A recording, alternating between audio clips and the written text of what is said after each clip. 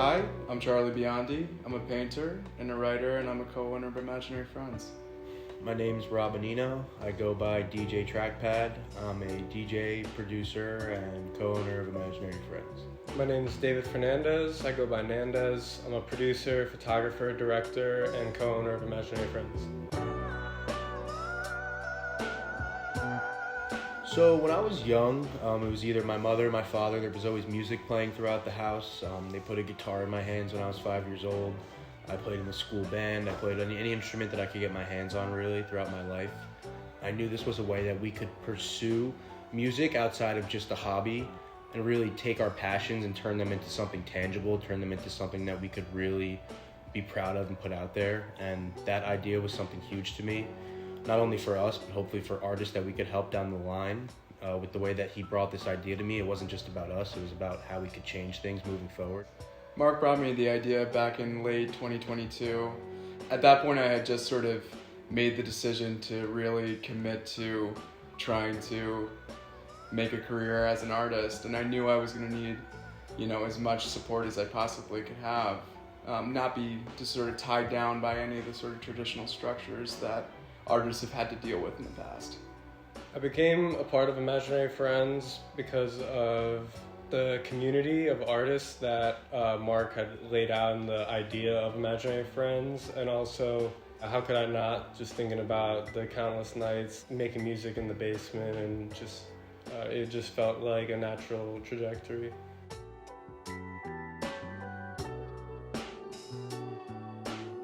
So to me, Imaginary Friends is a way to follow your dreams. As corny as it sounds, it's what we've been told our entire lives, that you could do anything that you put your mind to, that you could follow your dreams. And for me, this is us really trying to do that instead of just having hobbies and things that we love to do. This is us taking those things and really genuinely putting effort and putting time and putting focus behind these things and really trying to turn what we love to do and turn a passion into something that we could then make a life out of and make a life for other people as well.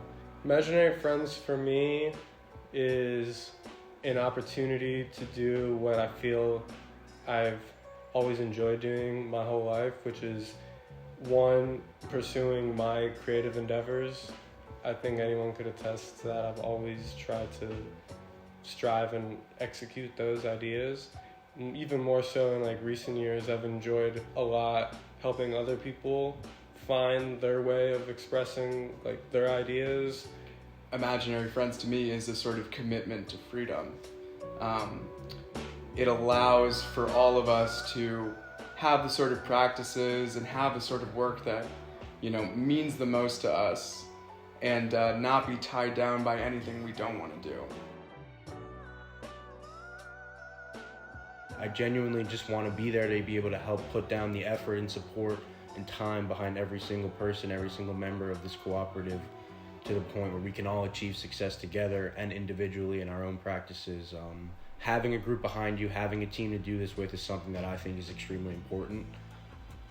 With the cooperative, I'm really hoping to collaborate with a lot of people and to provide aid to artists in Imaginary Friends currently and new artists that will come along.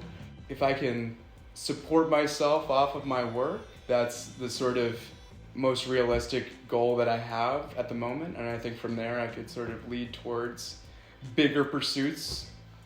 What's up? My name's Mark Friedman. I go by M19, and I'm the founder of Imaginary Friends.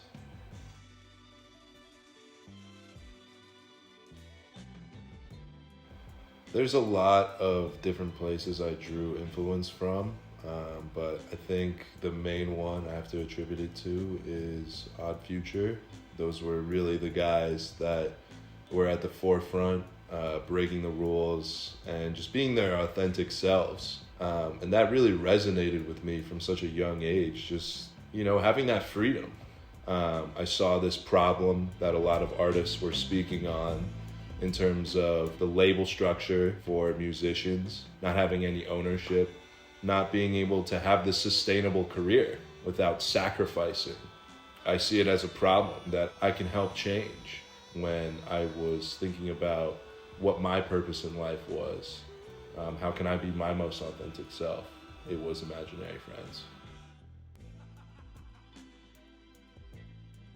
for me, that execution looked like, you know, getting a job and starting to gather the funds, even starting to think about it in college, writing the business plan senior year, talking about it with Rob, what that structure would look like, drawing from my experiences of Capstone and my time at Syracuse, and applying all of that in unison with the Harvard Business Services that I signed up for. And from there, it was starting this cooperative. I mean, it's a really interesting structure where all of the artists have ownership and all of them have equal voting rights, and everything down to you name it, it's equal, no matter what. And everyone just contributes what they can, and that's how we've done it. Put in what we can, and it's always been enough.